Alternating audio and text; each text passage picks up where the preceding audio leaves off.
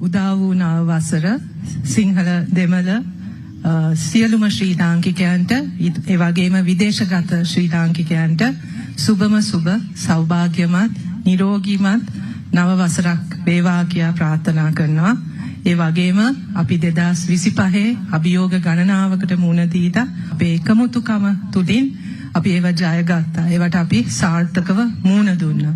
මම මේක අවස්ථාවක් කරගන්නවා ඒ අභියෝග වලට අපිට මුහුණ දෙන්න උපකාර වෙච්ච ඒ සියලු දෙනාටම පුරවැසියන් සියලු දෙනා ත්‍රිවිධ හමුදාවේ පොලිසිය සියලු දෙනා අපේ රාජ්‍ය නිලධාරීන් පුද්ගලික ශාස්ත්‍රයේ අපේ විදේශගත ශ්‍රී ලාංකිකයන් අපේ විදේශගත යාළුවන් සියලු දෙනාම මිත්‍ර රටවල් අපිත් එක්ක එකතු වෙලා ඒ අභියෝග වලට මුහුණ දෙන්න විතරක් නෙවෙයි ඒ අභියෝග සාර්ථකව කළමනාකරණය කරමින් ඉදිරියටම යන්න අපිට අවස්ථාව ලැබුණා.